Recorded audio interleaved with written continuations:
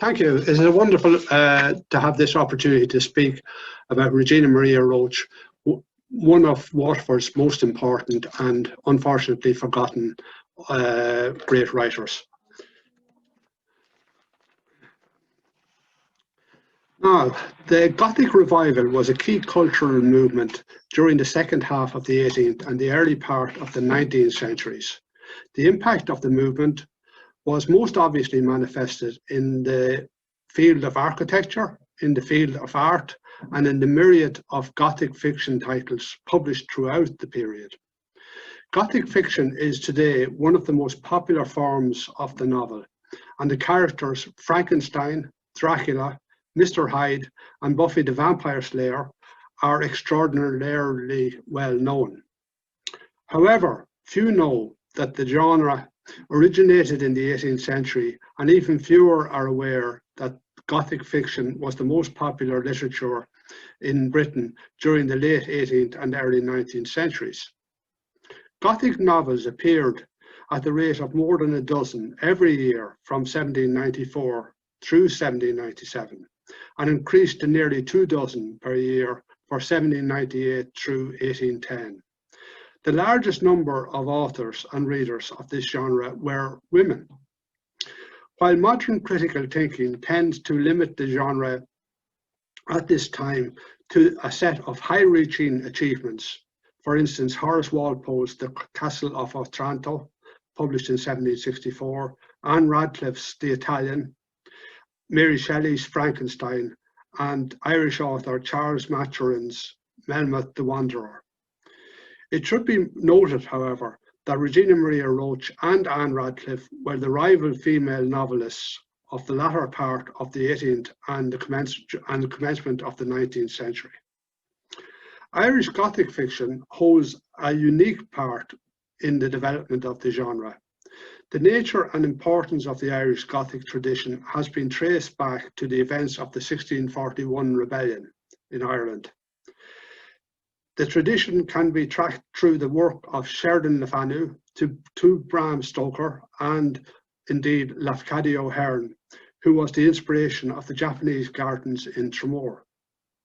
I would also suggest that the work of Molly Keane, particularly her later fiction, such as Time After Time and Loving and Giving, has an absolute infusion of the Gothic, predominantly in its use of the physical disintegration of the big house as a metaphor for the end of a civilization. In exploring the world of Roche and the work of Roche, we should recognise that the output of new fiction titles in England and Ireland was extraordinarily limited at this time.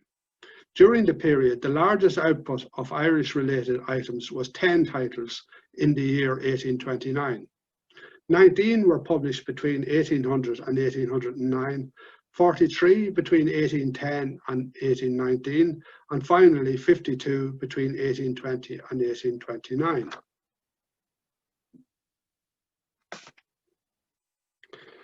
The Dalton family arrived in Ireland as part of the Norman invasion force. They settled in several parts of the country, including Westmeath, Waterford, and Kilkenny. The ancestry and place of birth of Captain Blundell Dalton is unknown, but it appears likely that he was born in Waterford or South Kilkenny. He served with the King's 40th Regiment of Foot, and his posting in Canada is confirmed by a muster list of October the 2nd, 1760 in Quebec. He married on the 10th of March 1767 Mary Ann Lamb, whose father Joseph was a freeman of the city of Waterford. The baptism of their daughter, Regina Maria, is recorded on the 5th of August 1769 at Holy Trinity Church. Captain Blundell Dalton later became a freeman of the city of Waterford himself. Regina Maria Dalton married Ambrose Roche at Rathkieran near Mooncoin, County Kilkenny in 1792. Ambrose was the son of William and Mary Roche of Youghal. Samson Toogood Roche, the older brother of Ambrose, who was born deaf and dumb, became one of the most renowned miniature painters of the 19th century.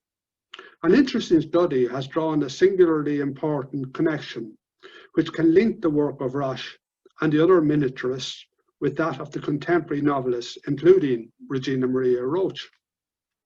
Jane Austen overtly compared her achievement as a novelist to that of the miniaturist, when she referred in a celebrated letter to the little bit 2 inches wide of ivory on which I work with so fine a brush as produces little effect after much labour. Regina Maria Roche was financially very unlucky in her life, as her father's estate was mismanaged and laid in chancery for over 10 years. Her husband was bankrupted. He died in 1829 and Regina returned to Waterford. She lived on the Mall until her death, which is recorded on the 18th of March 1845. Her funeral took place in St. Patrick's Church of Ireland, Waterford.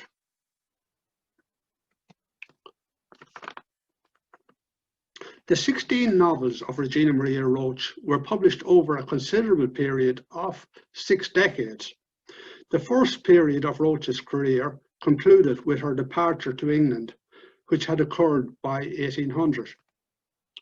Prior to that date, The Vicar of Lansdowne and The Maid of the Hamlet had been published under her maiden name. The Children of the Abbey, 1796, and Claremont, 1798, followed. Her success was immediate, and even in 1789, the year of the French Revolution, a first edition of The Vicar of Lansdowne in French was published in Paris. Her final novel in this phase was The Nocturnal Visit, which appeared in 1800. During the period from 1800 to 1807, Roche published no new titles. Between 1807 and 1814, she produced a further 5 novels, which included, in 1807, Alvandown Vicarage.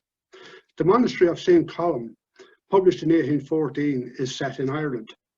Between 1814 and 1820, there is a further hiatus in the career of Roche.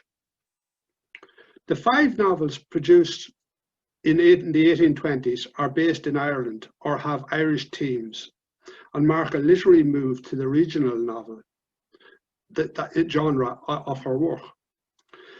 The last of these novels, Contrast, was produced during long nights of sickness and privation, when her husband died in 1829, leaving her destitute and broken-hearted. She retired to Waterford in 1829, and her last novel, The Nun's Picture, was published in 1834. It has an early Victorian style. The Children of the Abbey, 1796, is the most important and most successful of Roche's books. The novel was an immediate bestseller and became one of the most popular novels of the 19th century, going through at least 14 editions during Regina's lifetime, and included French and Spanish editions. Sales of the novel even eclipsed that of Anne Radcliffe's The Mysteries of Udolpho. It went through 11 editions by 1832 and was never out of print during the 19th century. Jane Austen considered the book an accomplished novel and refers to the novel in a critical passage in Emma, when Harriet Smith says, "But sometimes of an evening, before we went to cards, he would read something aloud out of the elegant extracts, and I know he has read The Vicar of Wakefield. He never read The Romance of the Forest, nor The Children of the Abbey. He had never heard of such books before I mentioned them, but he is determined to get them now as soon as ever he can." Perhaps more crucially, Austen chose to name one of her most important characters, Charles Bingley, in Pride and Prejudice, from Roche's character. The settings for Children of the Abbey are Devon, Ireland, London, Scotland, and Wales, and a sub-theme in the novel dealing with inheritance is worthy of note in the light of Roche's own experiences with her father's estate. Claremont was published in 1798. This title is today Roche's most recognised novel. This recognition is based largely on a central reference in Northanger Abbey, where Catherine Morland refers to horrid novels. Those novels were The Castle of Wolfenbach, Claremont, Mysterious Warning, Necromancer of the Black Forest, Midnight Bell, Orphan of the Rhine, and Horrid Mysteries. Claremont is the most profoundly Gothic novel written by Roche. It is linked closely to the work of Anne Radcliffe by its publication date, its use of literary conventions, and of course the reference in Northanger Abbey. It is particularly appropriate that the excellent ITV production of Northanger Abbey, which premiered in 2007, was partly shot in County Waterford, the birthplace of Roche, using Lismore Castle as Northanger Abbey.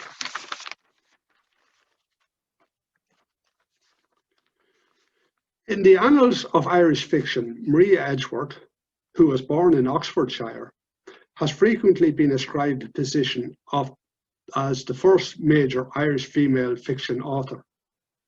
This analysis does considerable disservice to the contribution of Regina Maria Roche. Roche had significant artistic longevity, and her prolific output ranged in style from the Gothic to the regional and final to the early Victorian. In the Gothic genre, she enjoyed her greatest success and was a founding novelist of the Irish Gothic tradition. As a woman, her position in Irish and English society limited the avenues available for artistic success. But despite this, her accomplishments were enormous throughout her life and beyond.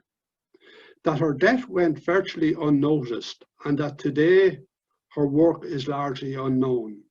The exact location of her residence on the Mall in Waterford and the location of her grave, also unidentified, speaks volumes for our appreciation of one of the most important writers born in the county of Waterford, and indeed in Ireland as a whole. I hope that this presentation will do something to address those issues. Thank you.